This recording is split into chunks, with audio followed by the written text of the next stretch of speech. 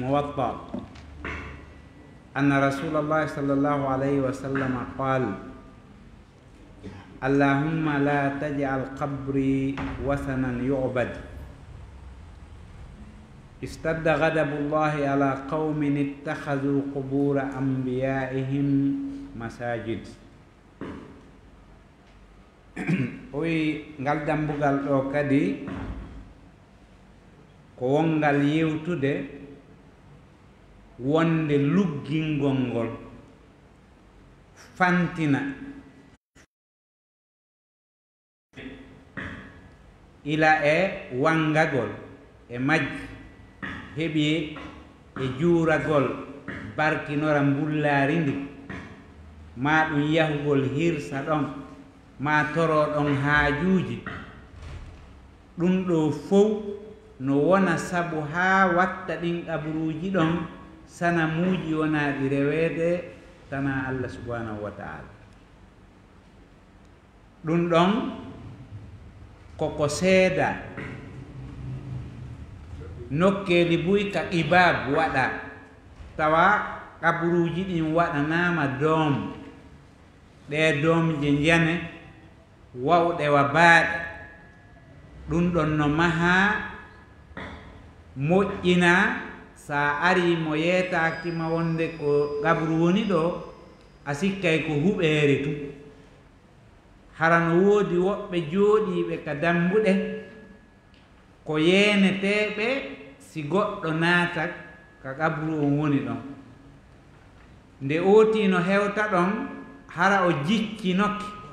o ladi ha o fuɗɗike daasade so o hewta ɗon joni noon si goɗɗo yarani noon ƙaburu haray no woodi ko o suumi ka wonki makko no woodi ko o fiɓi ka wonki makko wonde ko ari e muɗum ɗo ko huntata haaju koko arsikata ma koko ittata kata ma ko wallata no jurriya heɓora ma ko walla no ngalu heɓora ma ko walla no laamu heɓora ɗum ɗo fof waɗay ha jommum yankinano ko ari ɗon kon ɗo yo du'ano ko arani ɗon kon kanko emo arde o arna ɗon hoore makko o arna ɗon haajuji makko o yilto o hoykinkinano on ɗon ƙabru o fiɓa ka wonki makko wonde oɗo dey ko wangeteɗo e mum waɗane jiccanagol barkinora on ɗum ɗo noon jarribama ha tawama o fantingol e ɗen juuranɗe wonɗe wadde e leyɗe buy e nder aduna on ha wontoya ɗon ɗen e piiji ko bakete e mum buy heɓoto penale ko fefindete buy heɓoto e mum ɗum ɗon woni sabu ha wattugol ɗin nokkeeli buy sanamuuji wonaɗi reweede tana Allah subhanahu wa ta'ala nokkeeli buy ƙaburuuji ɗin wangiti e mum nokkeeli si ooti nanu o sikkay ko tooñe ma ɗum ko ɗuɗɗingol tun haala kono no heewi ka nokkeeli buy ka ƙabruuji wona wangeedi e mum wangorewa kaaba on net ɗum noon ko Allah waɗi yo wange e nokku e leydi ndin fof nokkure nde tata wangagol e mayre ko dewal ko suudu makko hormanteeru ndun tu luttuɗum ɗum juulirde hay nokku ala daginde wangagol e mum wona juulirde nulaaɗo Allah nde wona juulirde nden masjidil aqsa wona hay hunde e juulirde ɗen e hoorele ko ɗeɗo tun Allah yaani wonde ya haɓɓu sawdu yaha juuroɗa nokkure nden ɓay ko ɗeɗo lutti wonde ko annabaɓe mari kono ka wangeteɗon ko suudu makko hormanteru ndun tun ko lutti kon fof mo wangike e mum ko junubu wodanimo haray hina baraji joni noon nowoodi nokkeeli ka ƙabruuji wona wangeede e mum hara ko ƙabru kono hemo wangeede e mum haajuuji tore ɗum ɗo wonta sabu ha ƙabru on wona reweteeɗo hay wano ka juulirde nulaaɗo Allah sallallahu alayhi wa sallama e saa'i goo arno e zamanuuji ko taariha on sifoto atto tawhiidi on heɓude doole e mayri ka zamanuuji sakkitori ɗo hari hujuratu sarifa on ma ɗum wiyete maɓo suura on tigi ka gabru nelaaɗo on woni ɗon hari woɓɓe watti ɗaɓɓirde ɗum mbuuɗi wonande hajjoɓe arayɓe ɓen buyi e hajjoɓe ɓen haray marafiɓuhu ka diina si ara joni noon si oti hewti ɓe ɗayna yimɓe ɓen woɓɓe no ton hari ɗaynaynoɓe yimɓe ɓe ɗaɓɓa goɗɗum ko ɓe caŋa nder ton ɓe siŋa ɗon goɗɗum ɓe faamina awa ko sookewo nulaaɗo ngon yimɓe ɓen ara salmina ɓe yoɓa mbuuɗi yani ɗaynidiro ko ɓay Allah waɗi dawla on daroyke ɗin piiji fof acci kono hari ɗaynidiro ngon no woodi hollugol kala ka yimɓe ɓen heɓi jolkum ka tawata ɓe ɗaɓɓiray goɗɗum ɓe heɓi jolkum ka tawata ɓe ɗaynayi goɗɗo heɓoto jooni woɓɓe ɓe tawata no kurkani ɗum ɗon no anni kañum kadi ko ɗon wurat haysi ko kaaƴum ni tun goɗɗo waɗi ɗo ɗen goɗɗum e muɗum heɓoto ton jokkay ɓe ɗum gomɗina inna e neele ɗum ɗo no nande e gonga neɓata wonti sanam ndaaroye noon tawa ko fusni na hay fus kono ko yimɓe ɓen waɗi kibiriri e muɗum pandi ɓe ɗuɗɗini tawi majjere no woodi seytane ara e joni so won sina e maɓɓe goɗɗum ɗum ɗon koko jarriba imam Malik ibne Anas rahimahullah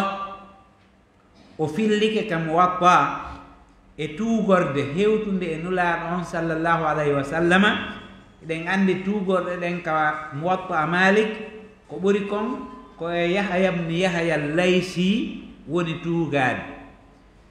si tuugorde nden noon dewnodira jolkodira ha hewta e sahabajo on hewta e nulaaɗo Allah sallallahu alayhi wa sallama ko ɓuri hewde kon kadi e tuugorde nden si Yahya ibne Yahya Laysi feƴƴi ari ha e Malik ko hikkotoɗon ko Nafi ibne Mawla ibne Umar ara noon e Abdullah ibne Umar ara e nulaaɗo Allah sallallahu alayhi wa sallam on silsila ɗon si ari ka Muwatta haray ko silsila zahabiya on silsila haray mo tata tuugorde nden no ɓuri yooɗude e sellugol Malik an Nafi an ibni Umar an rasulillahi sallallahu alayhi wa sallam o wii nulaaɗo men on maaki o toriki Allah o maaki Allah wota waɗu ɗaburu an on sana muuru reweteedu sabuna tikkere Allah nden tiiɗuno e yimɓe go'o jogitiiɓe gaburuuji annabaaɓe maɓɓe ɓen juulirɗe haa ɗum ɗo wonti rewirde nokkure ka rewete karamo kojo sarhuɗo on deftere nden o inni munasabatul baabi li kitabi tawhid ko en ɗum addi ngal dambugal ɗo alghuluwu fi quburi salihin yo ɗum ɗon yiitidu e deftere tawhidi nden tawa no yaadi no yiitidi no woni no yuɓɓodiri ha gasi fi yo tawa hara ɗum ɗon no haani addede e ngal dambugal o wi anna almusannifa rahimahullah lamma haddara fi lbabi alladi qablahu min alghuluwi fi salihin arada an yubayina fi hada albab anna alghuluwa fi lqubur wasilatun ila lshirk almudadi liltawhid وذلك بإبادة الأموات كما أراد أيضا التحذير من الغلو في القبور o wi ko addi o walli fiiɗo deftere nden addu oɗo maande e ngal ɗo dambugal ka dambugal tawhidi wonde ko ɓay walli fiiɗo on rentini e dambugal attingal jangede ɗo ngal fantingol ngol luggina e fii moƴƴuɓe ɓen yiɗugol ɓe haa watta giggol ngol dewal o anni kadi ɓanginde ngal dambugal ɗo wonde luggingol ngol kadi ka ƙaburuji ɗum ɗon wonay laawol ɗatal naɓaygal yimɓe ɓen ha e sirku mo tawata no liddodiri e tawhidi ndi sirku mo tawata no wopodiri e tawhidi ndi ka fi ƙaburu fantinawo feere o ala ƙaburu on wangete mum hibbane sadaka rewe woɓɓe yaha ƴetta mbullaari mum ndin barkinoroya ɗum ɗon feere o ala o wi noon nde tawno ɗum ɗon noon ko laawol wontugol ɗatal hewtinaygal yimɓe ɓen e sirku mo tawata on no wopodiri e tawhidi on few ɗum ɗo woni rewgol mayɓe ɓen o rentini ɗo kadi e fantingol ngol ka ƙaburuji ɗen andi feƴƴirino en dambugal hollungal wonde e zamanu annabi nuh alayhi salam ko fantingol ngol e yiɗugol moƴƴuɓe ɓen woni sabu ha nate maɓɓe ɗen waɗa nandalloji moƴƴina ɓe rewi ɓe ɗum ɗon memmintini sirku ko iblisa wahayini kon e maɓɓe tarjamatul imam malik himo ñoggi ɗo seeɗa fi nantingol sifo fi ko hombo woni imam malik o wi huwa al imamu malik ibni anas ibni abi amir al asbahi imamu dar al hijra wa ahadul a'immati al arba tuwuffiya sanata 179 rahimahullahu ta'ala o sifi ɗo seeɗa fi ko hombo woni imamu malik o ƴetti e defte tarjama ɗen ñoggande barkiɗunde fi imamu malik wona fi gurdan imam maliki ɗan o sifi ɗo o ɓuccutun gokkum fino andiren malik ko o imam nden ñande noon ma ka zamanuji attinoɗi si ɓe innino goɗɗo ko imam haray ko ɓe faandi e mum ko o jangi gandal ngal tawata ko ɗon digiri fewno nde ñande hatti few mi mana o yeewini sasaji gandal ɗin ha o hewti e niwo wiyete ɗon imam ɓe marno kamɓe kadi lefuji hewteteɗi lefuji e martabaji buy hewteteɗi kono si oti hewti wi'ede imam haray lanni ko ɗon hatti innede Qamaruddin Samsuddin Badruddin amewotoya Shaykhul Islam ayotoya ɗim martabaji fof kama ha kalanni sakkitorde nden ko wiyede imam si innama imamu malik haray ɗum ɗon yoni adresi wonde ko gandal kon o lanni ko tinnare nan o wondi e mum won ɗum ɗaɓɓitude sariya Allah on o sari inta kono si naɓanoma ha oti wiyama imam haray hatti kanko noon imamu malik ibni anas ko o jammaɗo wi'ede imamu daril hijra imamu saare ferirde nulaɗo Allah nden sallallahu alayhi wa sallam ɗum ko madina o jibina hitande 93 hijriya hitande fergu yarata duuɓi 93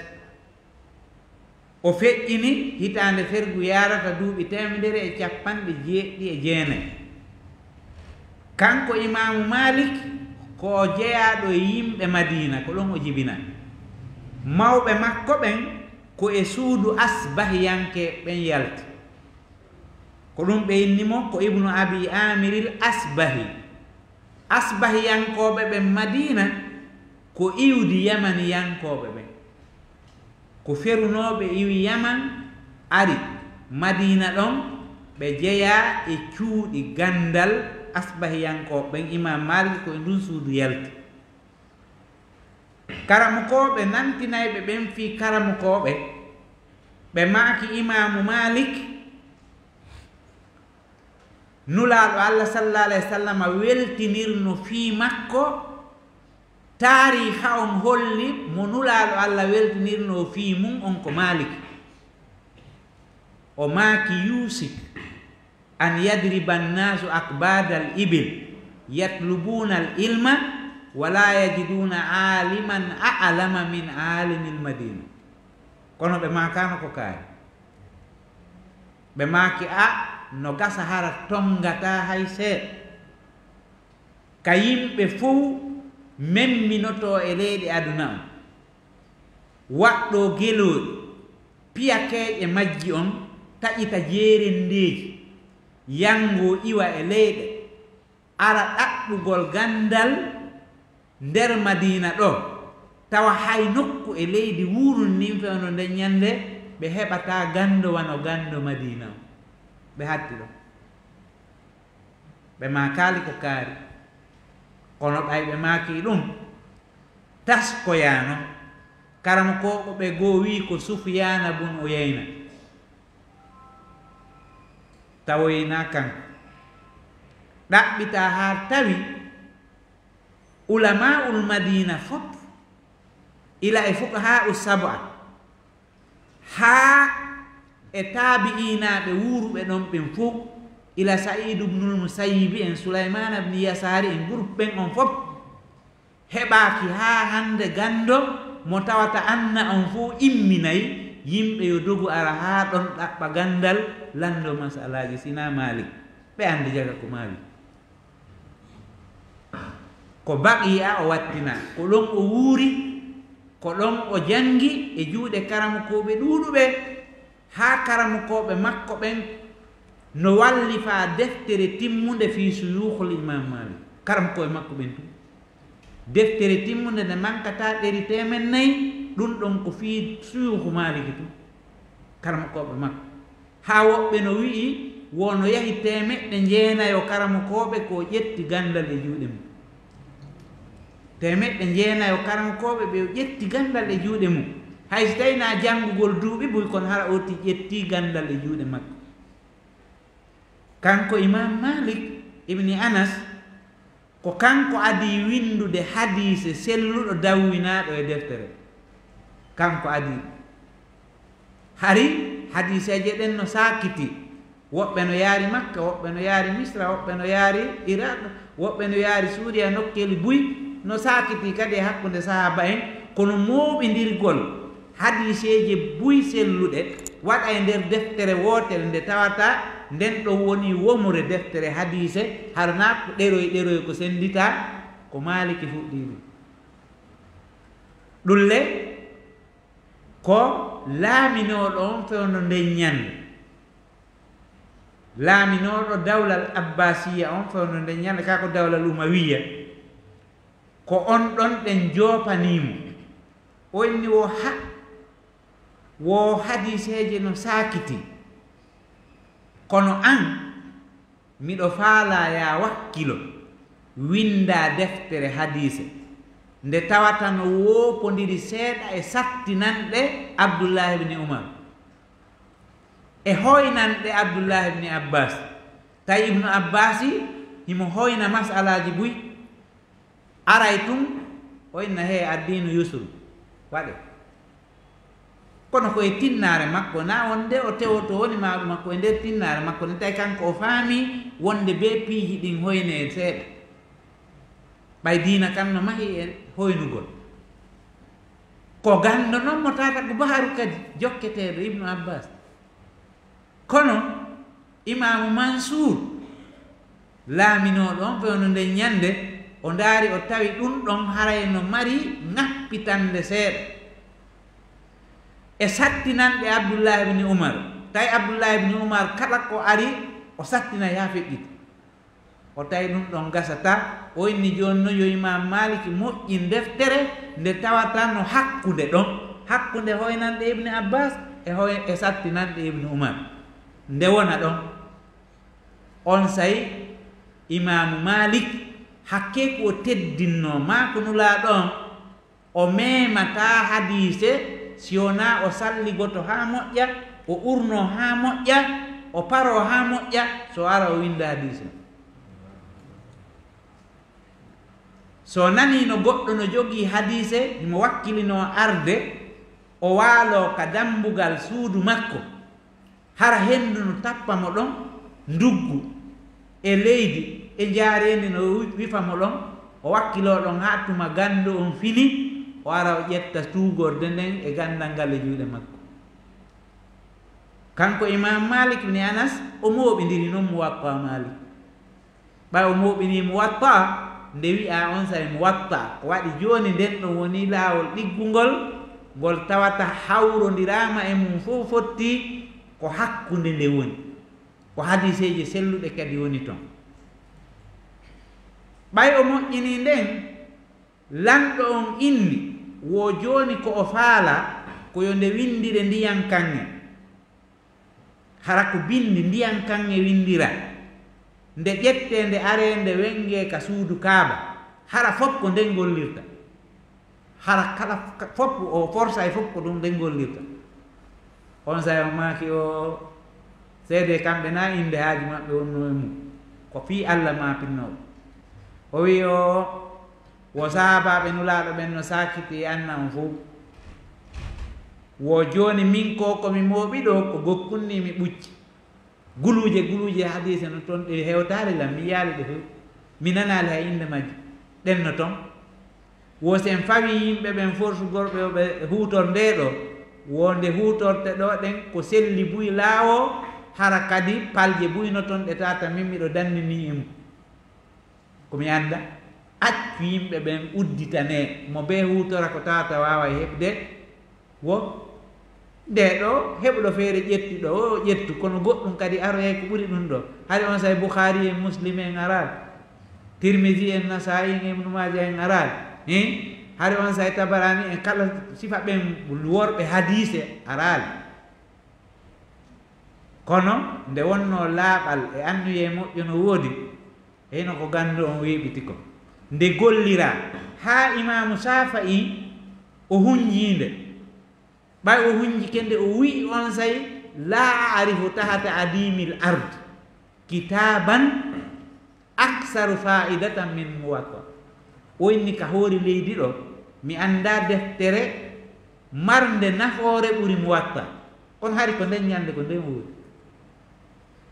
ko haɗi nde ɗo watte e defte ɓurɗe sellude ɗen e nder defte hadise ɗen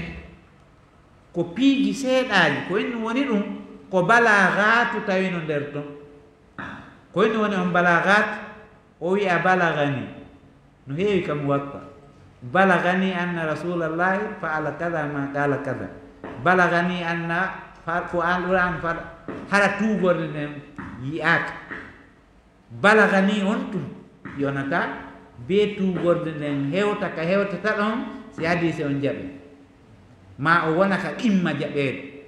balagani on tum fii ko sifa Maliki wowli yonata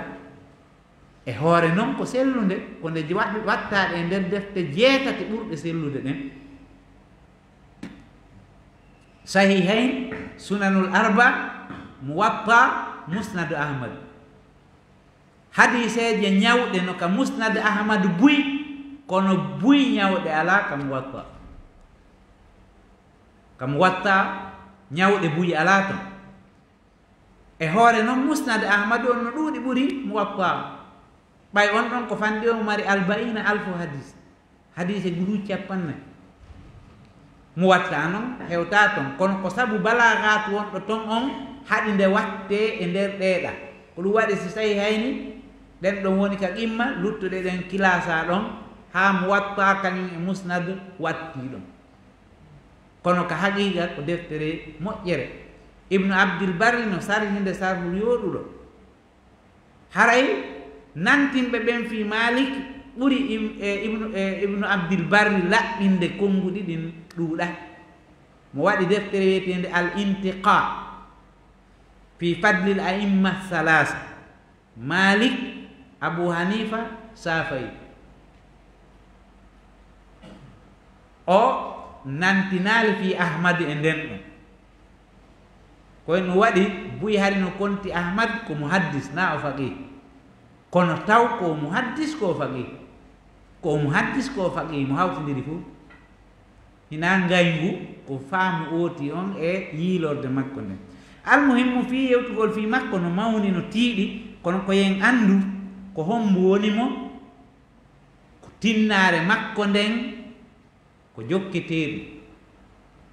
sa yii woɓɓe selba gandal ɓe no daro inna ko sifa ɓe jokkatake andu ko on woni anda ko hombo woni wolde fi ɓe wiyete a immatu ahli sunna on ko ɓe woni a imma maɓɓe ɓen mazahibul arba ɓeɗo ko tinnare ande ka alquran e ka sunnane laaɗo ko kamɓe addi mimminde fi ɗum ɗaɓɓiti yangani kurki ha si goɗɗo ara ɗo ɗen ƴetta kala rasulullahi na hunde kaari yani ɓural ɓeɗo ngal e tinnare maɓɓe nden ko Allah subhanahu wa ta'ala tum wawi ɓe yuɓde ha almuɓɓe maɓɓe ɓen sakiti si innanoma mazhabu ahlil madina ko mazhabu maliki on wonno ton neɓali hay seeɗa ko mazhabu imamu ahmadu on arti madina o iwi wongol mazhabu maliki hay si innama fiqhu ahlil madina fo no anda ko maliki ko e zamanu muhammad bun suud ɓay imamu ahmad mazhabu makko on tawi muhammad ni abdul wahhabi rahimahullah e ibnu taymiya e ibnul qayyimi ko mazhabu ahmad on ɓe joñori tawi kadi ɓe ɓurti soñodirde fiyo on mazhabu ahmadu heɓu doole tawi ɓe yaari e makko hellaka sunna ɓe tentini ko on sa e mazhabu maliki on yalti madina tawi joni ko ahmad tum hutorte toon tawi joni ko seeɗa e gandiɗuɓe maliki ɓen woni toon kono kam dustour maɗum ka wiyen ka mahakamaji justice maɓɓe on ko mazhabu ahmad on woni hutor ha wonti leydi ndin fof hijazi najidi fof joni ko mazhabu ahmad mazhabu safa'i e wino toon mazhabu ahmad malik e wino toon mazhabu abou hanifa e wino toon tawi joni ko mazhabu maliki mazhabu ahmad on tun gollirte baynama hari neɓali hay seeɗa defte ɓeɗo ɓen fof jangete makka o madina o ha fewdo ɗo ni komi wayrata hari ko deftere malikiya woni muqarraru on ka kulliyatu sharia ɗum ko bidayatul mujtahidi woni hayatul muqtasidi li al imam abi abdillah annamiri qurtubi oɗo gando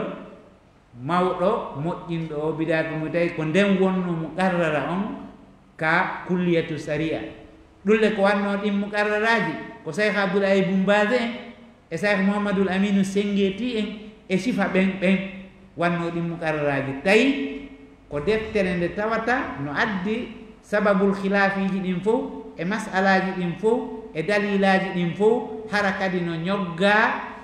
juutingol ha yaaja yejjintina oti ka o iwri ala ɗi duuɓi fof ko kayre wona jangeede ɗum ko deftere ibnu rusde on ko malikiyankejo jeeyaɗo e malikiyankeɓe wonno ɓen e nder leydi andalus ndin ma wiye maghribil arabi yani maghribil arabi on fof ko mazhab malik ilawana maroc tunis algérie libye ton fof